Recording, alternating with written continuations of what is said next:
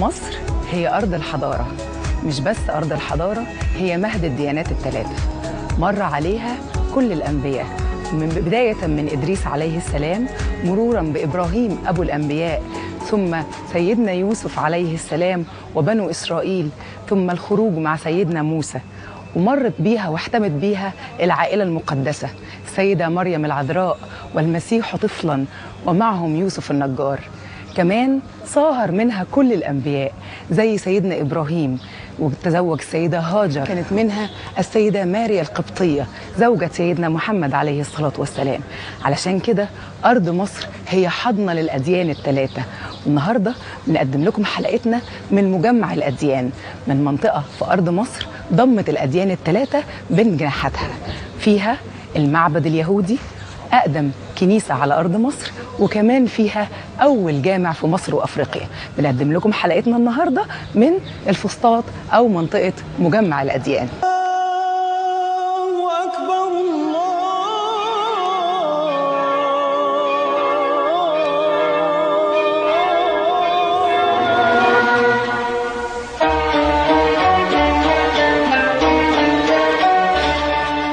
وبما ان موضوع حلقتنا النهارده هو المباني المقدسه، وبما اننا بنتكلم عن المباني الدينيه في الاديان السماويه الثلاثه، فهنتكلم في الاول ان العماره هي عمل انساني تراكمي دايما بياخد من اللي قبله. هنلاحظ ان في اوجه تشابه كبيره جدا ما بين الثلاث انماط للثلاث مباني، ما بين الكنيسه والجامع وكمان الكنيس او المعبد اليهودي. مش بس كده، ده احنا كمان هنلاقي عناصر التشابه دي موجوده ومتاخده من حضارات سابقه، مثلا زي العنصر المهم جدا في الكنيسة وهو عنصر الحنية أو الشرقية أو حضن الآب، وده عنصر من العناصر المهمة المكونة لمنطقة الهيكل في الكنيسة، واللي بيحتضن بين ثناياه منطقة المسبح الرئيسي في الكنيسة. لو بصينا على العنصر ده هنلاقيه بيتشابه بشكل كبير جدا بالعنصر الرئيسي في المعابد المصرية القديمة، وهو عنصر قدس الأقداس، المكان اللي كان بيتحط فيه طاولة المسبح الرئيسية لتقديمة القرابين. كمان هنلاقي ان شكل الحنية او شكل المحراب، الجزء المنحني في نهاية الكنيسة، يتشابه بصورة كبيرة جدا مع المحراب الموجود في المساجد.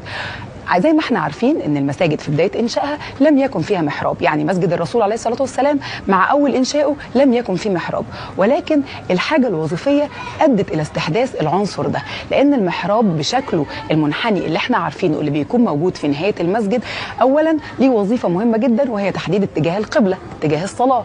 تاني حاجه ليه وظيفه ان يقف داخله الامام حتى لا ياخذ صف كامل من صفوف المصلين.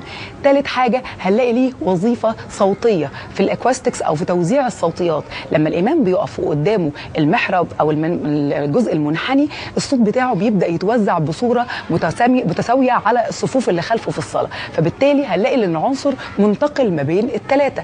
هنلاقي عنصر تاني متشابه ما بين انواع المباني الثلاثه، وهو عنصر المنبر او البيمه. هنلاقي ان العنصر ده موجود زي ما هو موجود في المبنى الاسلامي او مبنى الجامع، هنلاقيه موجود في الكنيسه وموجود كمان في المعبد اليهودي.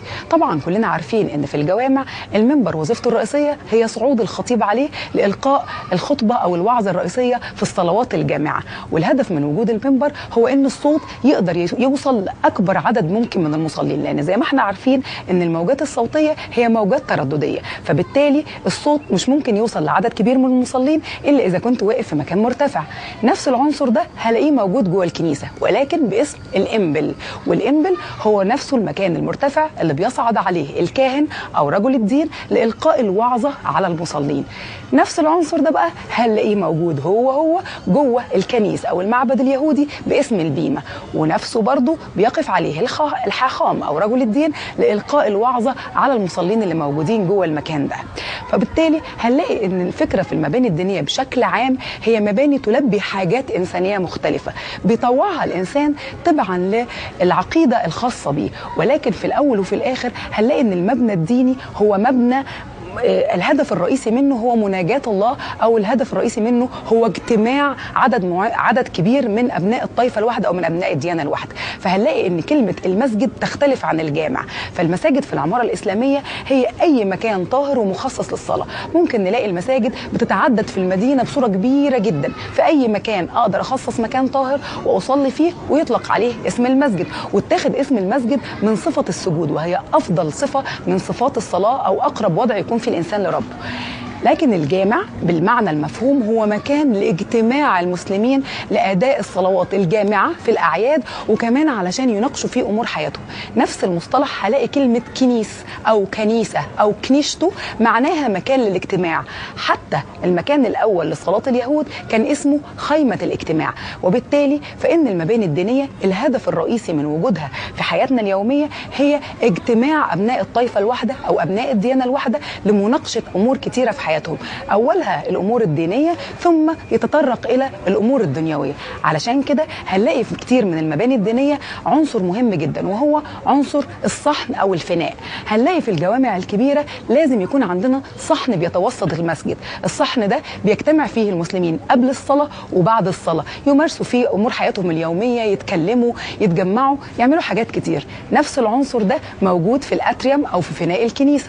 لو بصينا على الفناء الخارجي للكنيسة فهنلاقيه منطقة مكشوفة، منطقة سماوية مكشوفة، الهدف الرئيسي منها هو تجمع أبناء الديانة الواحدة أو أبناء الطائفة الواحدة علشان يتناقشوا في أمور الدنيا.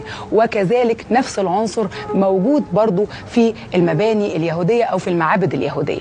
كمان عندنا عنصر تاني مهم جدا، وهو عنصر تطهر بالماء. يعني لو جينا بصينا في الديانة الإسلامية هنلاقي قبل تأدية طقوس الصلاة يجب أن كل المسلمين يتطهروا ويتوضوا. عملية الوضوء دي بتتم إما داخل المسجد في حاجة اسمها الميضاء اللي بتكون موجودة في صحن المسجد الرئيسي، أو إنها بتتم خارج المسجد في منطقة اسمها المطهرة. لو بصينا على الديانات الأخرى هلاقي مثلا في المعبد اليهودي موجودة عندنا حاجة اسمها المرحضة، بتكون موجودة خارج المعبد، أو بيكون موجود بير للماء أيضا بيستخدم لعملية التطهر قبل تأدية الطقوس الدينية. كمان في الديانة المسيحية هلاقي عندنا جرن التعميد، وده بيستخدم لتعميد الأطفال عند ميلادهم، وكمان بيستخدم لتعميد الكبار إذا دخلوا في الديانة المسيحية.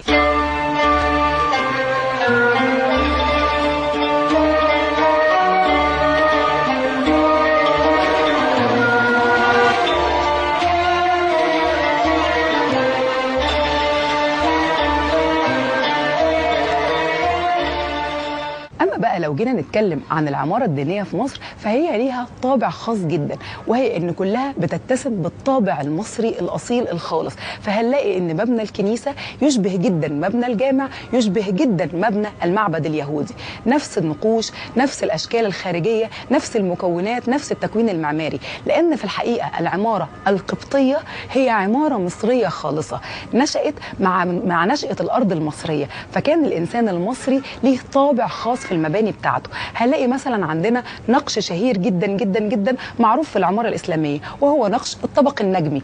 لو بصينا على واجهات الكنائس أو حتى المعابد اليهودية هلاقي نقش يشبهه جدا جدا جدا، وكان هو البداية لتكوين الطبق النجمي ده.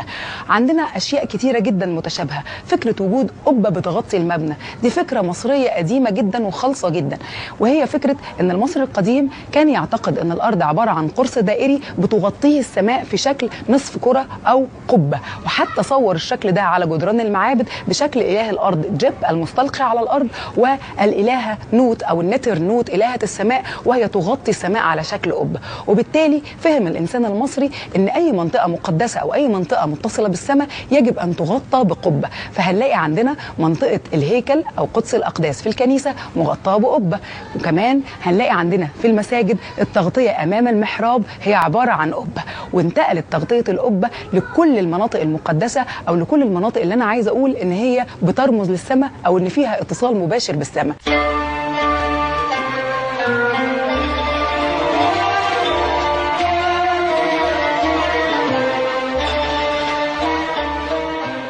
هنلاقي عندنا عنصر تاني مهم جدا متشابه ما بين المباني الدينيه، وهو عنصر المناره او برج الاجراس اللي موجود في الكنيسه، يشبهه جدا عنصر المئذنه اللي موجوده في الجوامع. لو جينا بصينا على الجوامع في بدايه انشائها هنلاقي ان الجوامع لم يكن فيها مآذن. يعني في عصر الرسول عليه الصلاه والسلام كان بلال يصعد الى قمه المسجد ويبدا في الاذان في الاتجاهات الاربعه، ولكن مع اتساع المدن الاسلاميه وزياده عدد المسلمين لقينا ان الصوت ما بيوصلش. وبعد انتشار الاسلام وبعد دخول المسلمين الى بلاد الشام وبعد معرفتهم بالمباني بتاعه العماره البيزنطيه، وجدوا في الكنائس مبنى مرتفع جدا وهو برج الاجراس، وجدوا ان الصوت بيسري في المدينه بسبب ارتفاع هذا البرج، وبالتالي تم انشاء المآذن في المباني الدينيه الاسلاميه او في الجوامع بدايه من العصر الاموي، وبعد كده انتقلت لمصر. والمأذنه مش بس عنصر وظيفي للنداء للصلاه، دي كمان اقدر اعرف منها العصر اللي تم فيه انشاء المبنى ده، لان المعماري العربي او المسلم بدا يحط سمات خاصه لكل عصر. يعني مثلا لو بصينا على المآذن الاولى اللي بدات في العصر الاموي وحتى العصر الفاطمي فهنلاقيها عباره عن ابراج مستطيله ما كانش فيها تكوين قوي. لما نبدا في العصر الفاطمي هنلاقي ان هي انتهت بجوسق او براس للمأذنه يشبه شويه القبه الملساء. مع تطور الزمن وفي العصر الايوبي، وتحديدا لان العصر الايوبي كان فتره حروب وفتره عسكريه قويه جدا، فهنلاقي ان جوسق المأذنه او قمه المأذنه تشبه جدا الخوذه او الطربوش بتاع الجندي، وهي عباره عن قمه او قبه مضلعه تشبه طربوش الجندي. مع تطور الزمن ودخول العصر المملوكي وعصر الازدهار في العماره الاسلاميه في العصر المملوكي، فكان عصر رخاء، فهنلاقي ان قمه المأذنه او جوسق المأذنه شكله شكل القله المقلوبه، وده لان الميه هي احد رموز الرخاء والاستقرار، وبكده نقدر نعرف العصر بتاع المأذنه.